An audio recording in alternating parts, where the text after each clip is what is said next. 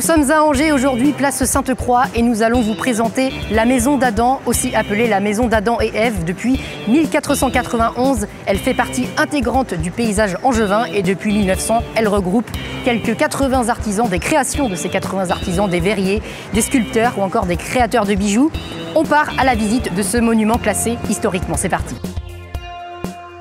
Dès notre entrée, nous sommes plongés dans une ambiance où, à première vue, les cultures du monde entier se côtoient.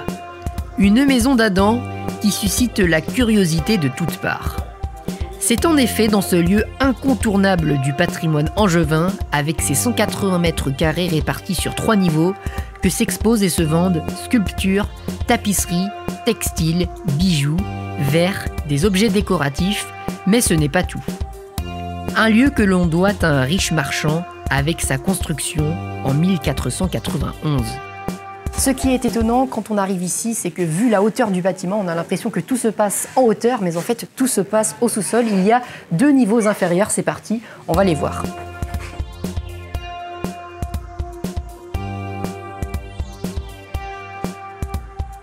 Nous franchissons le premier niveau inférieur et pouvons admirer le fruit d'un travail artisanal et ancestral de verre et de cristal fait à partir de sable et de feu, puis fusionné à 1400 degrés comme nous l'avons appris. Un univers chatoyant avec, comme vous le voyez, des collections originales de sculptures pouvant être à l'effigie d'animaux ou bien d'hommes et de femmes. Un véritable travail sur les formes, sans compter les différents types de vases et de verres qui nous en mettent plein la vue par leurs motifs et leurs formes qu'ils reflètent.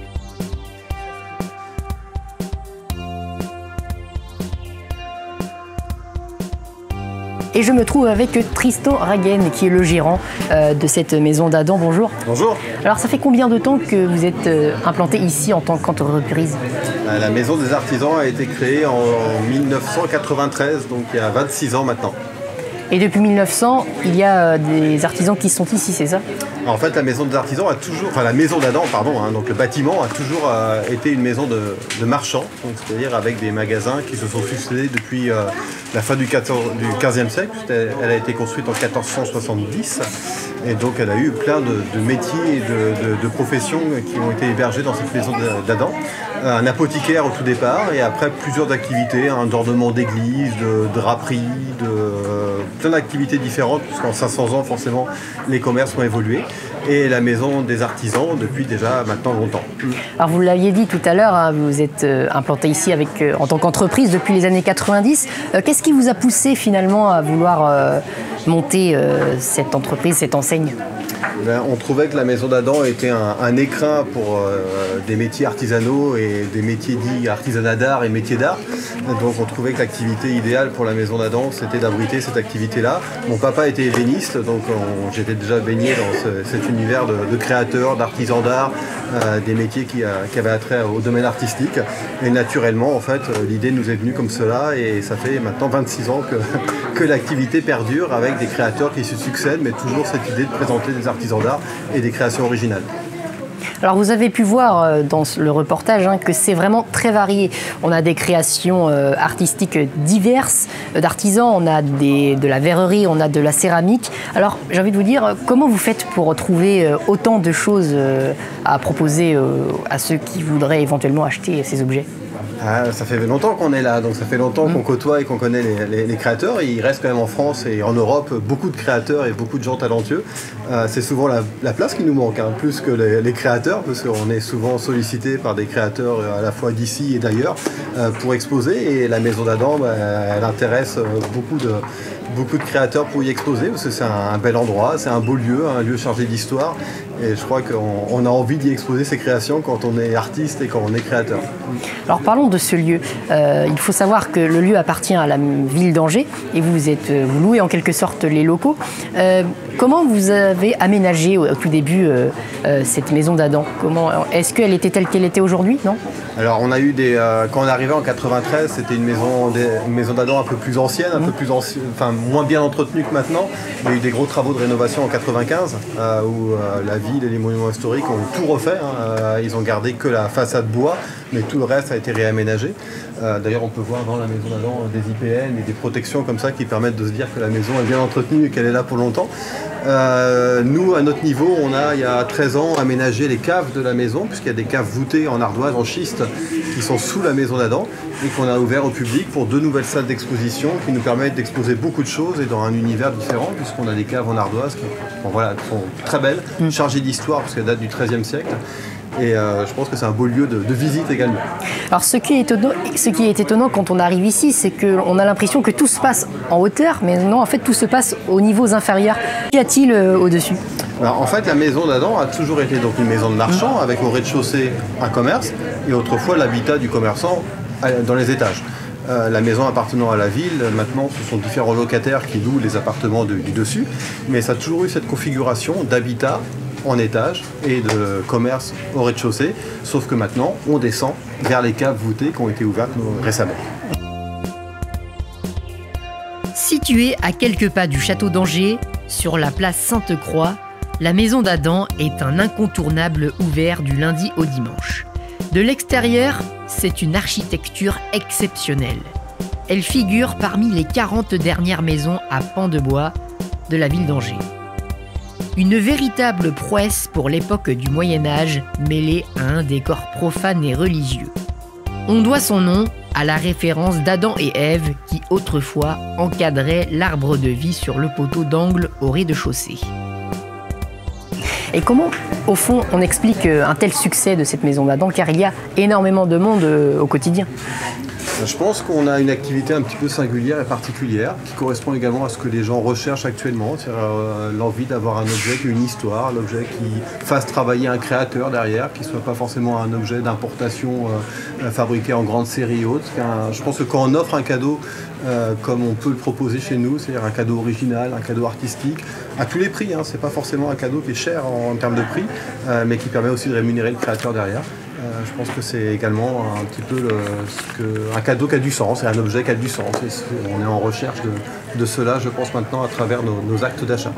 Et puis il faut le dire aussi, hein, c'est un monument aussi au style gothique très ancien, unique encore en France ou encore à Angers.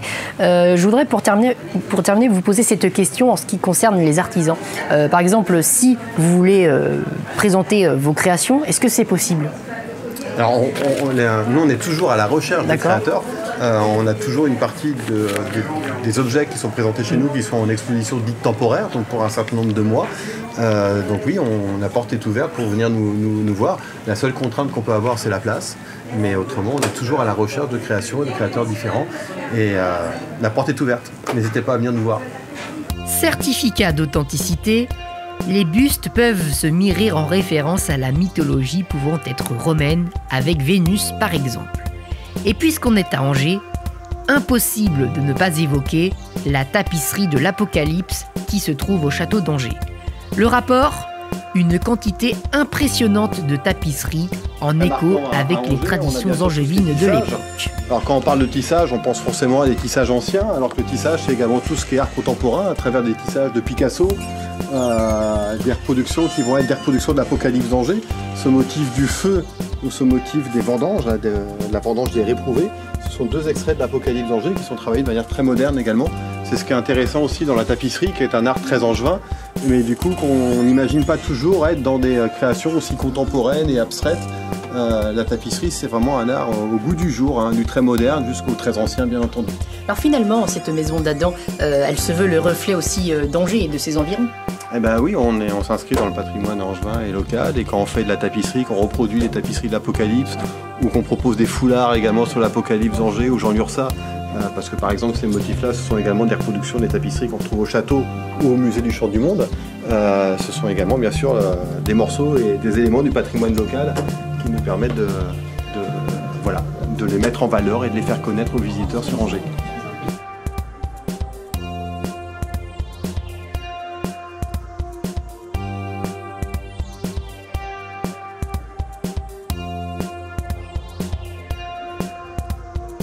Aujourd'hui, à chaque poteau, un personnage ou un animal.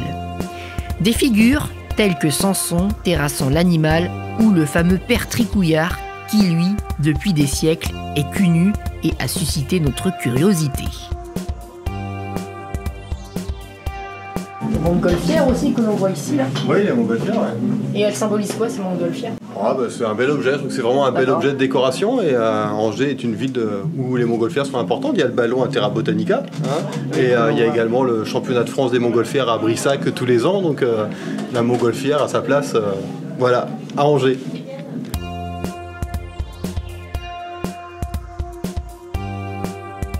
Les bijoux font aussi la part belle de la maison d'Adam. Des montres au collier tout en passant par les boucles d'oreilles. Parce que la conscience est la lumière de l'intelligence pour distinguer le bien du mal, comme le disait Confucius, qui dit objet d'intérieur dit des lampes de type Gallet, du nom d'Émile Gallet, artiste du 19e siècle et précurseur d'un art nouveau s'inspirant de la nature. Et un vrai tour de magie, parce que le globe tourne également dans la paume de la main, et c'est un objet extraordinaire. On a du mal à croire que cet objet, qui est lourd d'ailleurs, est un objet qui tourne tout seul comme ça, grâce à la lumière et au magnétisme terrestre. Un objet unique, beau et complètement étonnant. En cette journée ensoleillée, notre visite de la maison d'Adam s'achève. L'occasion pour nous de déambuler une dernière fois pour contempler des tableaux d'artistes qui illustrent Angers et ses lieux touristiques. Ce qui est sûr, c'est que si vous avez l'occasion de passer devant, vous serez certainement tenté d'y rentrer. Un alliage parfait entre histoire et art. Preuve en est que ce lieu se veut aussi le reflet de la région angevine par le biais des créations artisanales, la présence de mini-montgolfières. Pour terminer, ce lieu se veut aussi ouvert à tous, avec des créations destinées à tous les publics.